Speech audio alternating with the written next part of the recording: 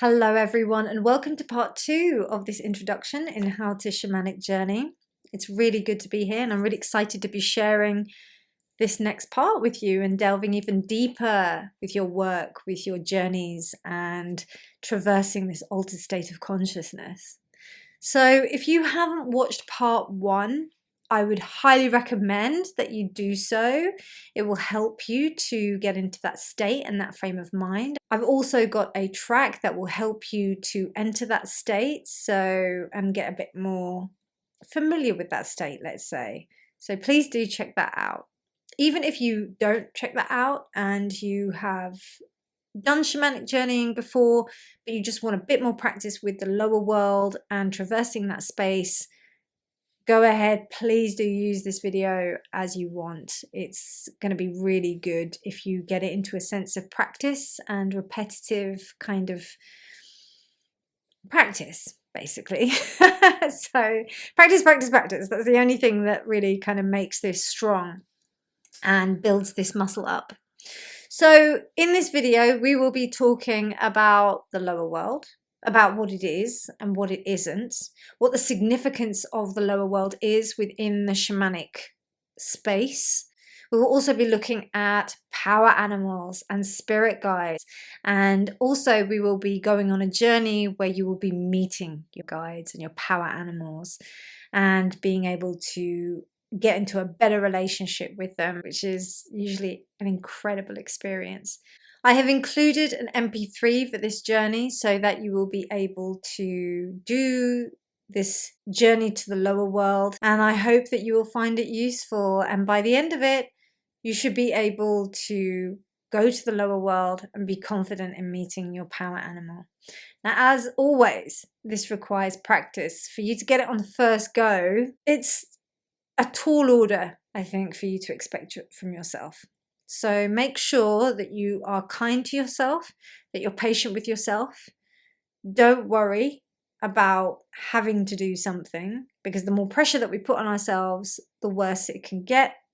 And yeah, I'll talk a little bit more about that when we go into the lower world, because now we're going to be starting to work with actual realms. So I'm going to help you to discern between those realms, between whether or not it's your imagination or whether or not it's actually the lower world.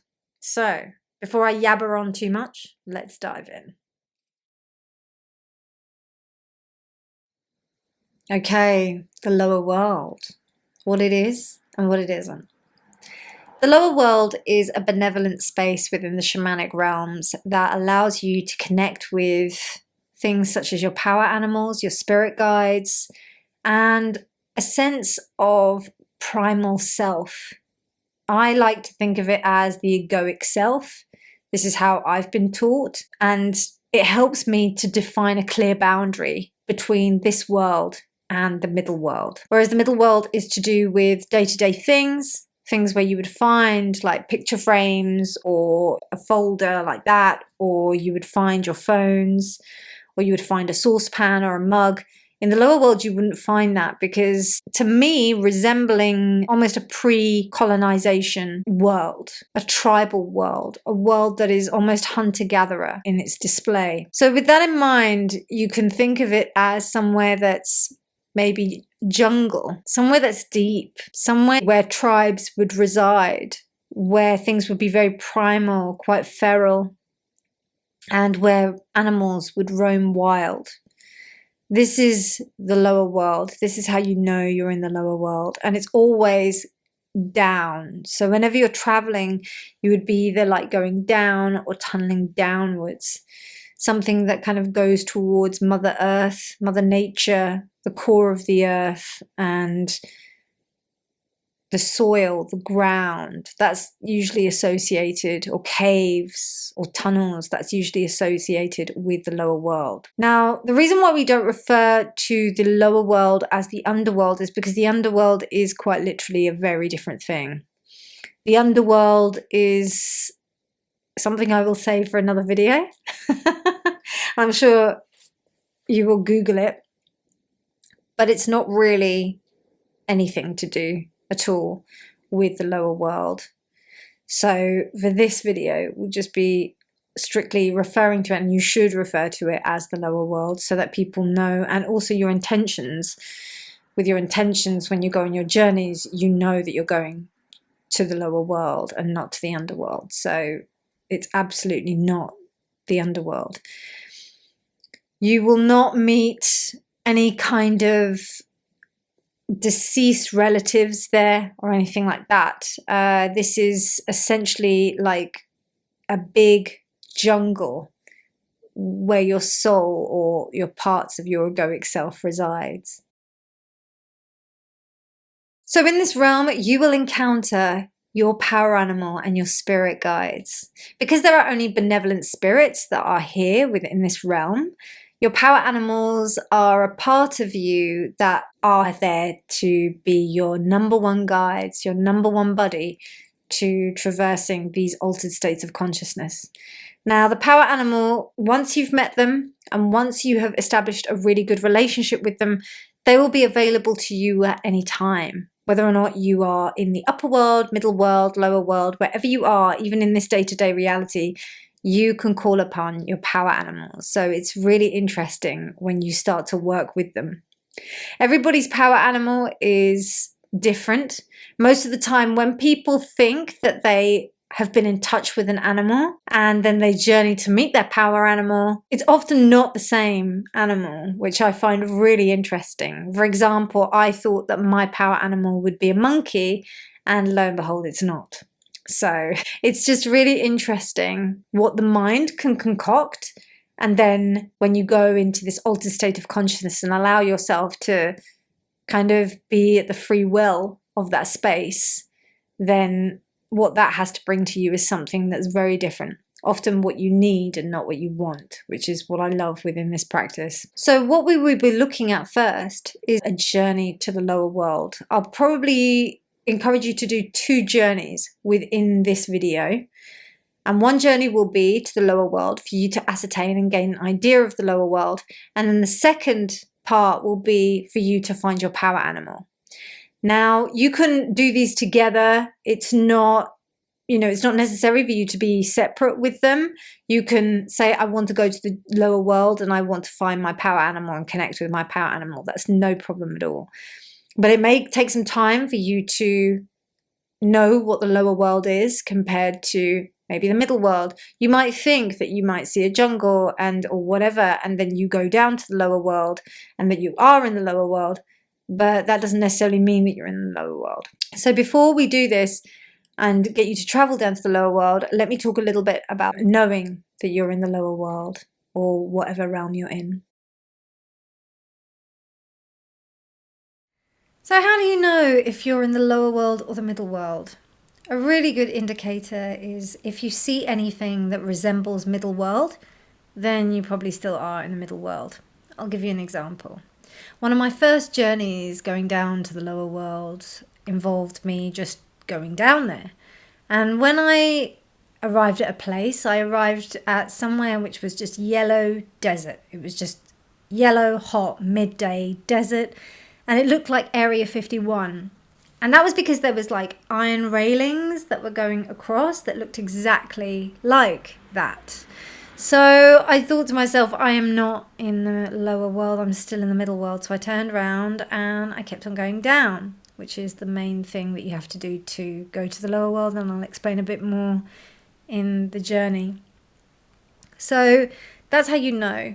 Also, if you're in the lower world, it will be only associated with hunter-gatherer things that happen there. So there will be no modern culture there. It will only be hunter-gatherer things that will be happening there. I found that a really useful way of being able to discern between modern guides or middle world guides and my lower world guides. They would only interact with me in a way that would be resembling that of a tribesman back in hunter-gatherer times.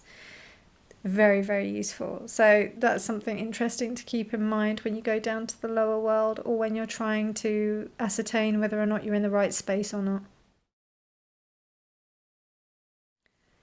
Okay, so journeying down to the lower world. Before we begin anything, we have to start with intention. Your intention in this journey is to journey down to the lower world and meet with your power animal. It's as simple as that. That's it. That's all you need to do. So make sure you write that down and you've got that clear. You are going down to the lower world and you are meeting your power animal or finding your power animal. Once you've written that down, then you can have that in the back of your mind, and then you can continue with your going down to the lower world and making your way down there. It's going to make everything a lot easier.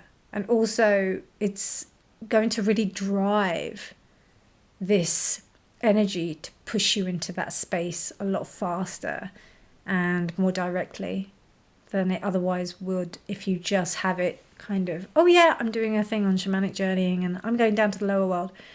Write it down. Okay, so the journey down to the lower world. And things may not happen in this way, but I would just say use this as a guide, because obviously altered states of consciousness never go in a linear way.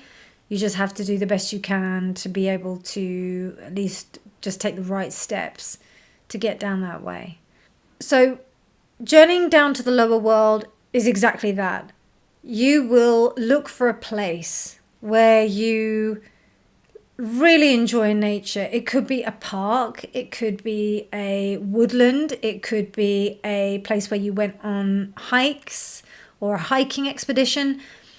I just want you to remember a space where you really enjoyed being and you really had a good time when you were there. It might be a park where you had a really lovely time. It might be some woodlands where you enjoyed going as a kid. It may be the bottom of your parents' garden or something like that.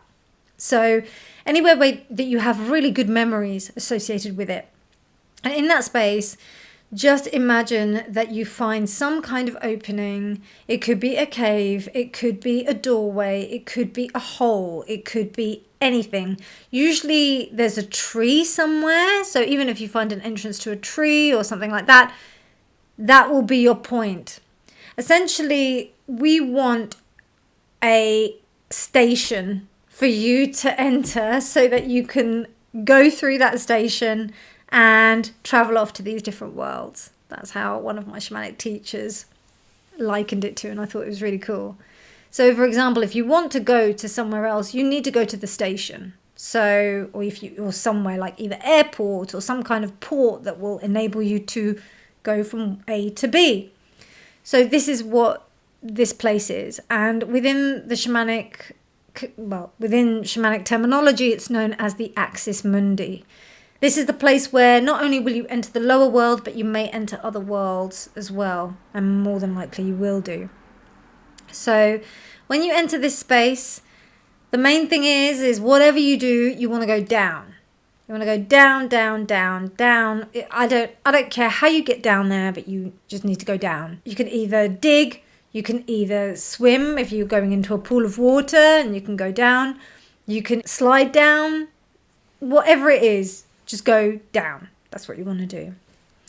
And keep on going down until you reach a place where you feel like you're in abundant natural beauty. That's essentially it. And you should get a feel for it.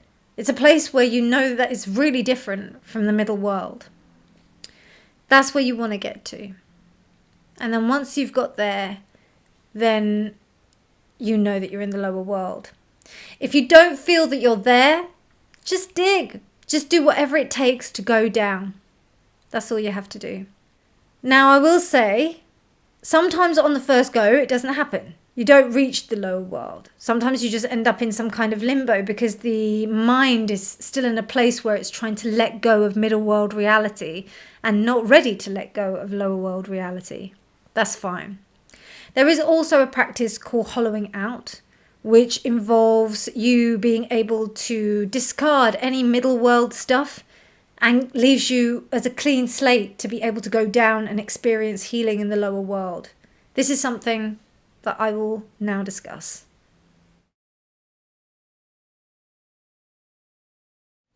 Hollowing out. this is such a fundamental part of shamanic practice, and I'm really surprised that there isn't a lot of talk that's done about it. So I'm just going to briefly go into it here. But, it's practice really with this. Hollowing out is the ability to discard any middle world stuff. And once you do that, you can be ready to receive messages and go down without any middle world kind of contamination. The way that hollowing out usually works is by various different methods of completely destroying the body within this altered state of consciousness. Now, remember, the altered state of consciousness is a state of consciousness that is non-physical. So it's not going to harm you if you end up getting slashed or dismembered or whatever by your power animals, or if, like, say, a load of ants come and eat you, or if, like, a load of worms come and disintegrate you into the earth or whatever.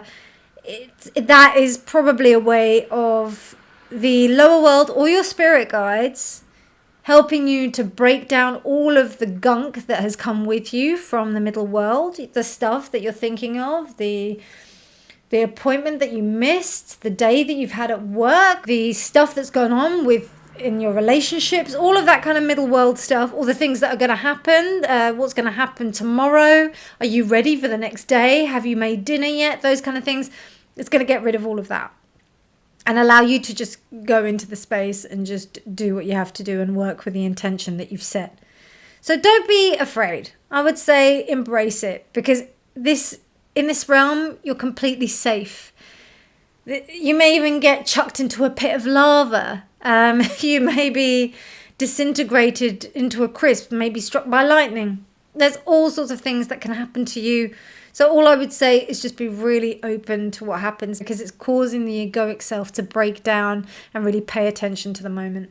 So once you've hollowed out and once you know that you're in the lower world, now this may take a few goes, so please be kind to yourself. Please, please, please.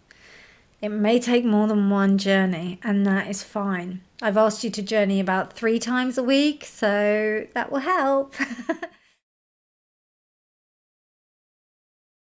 So once you get down to the lower world and you know that you're in the lower world, now it's the time to find your power animals.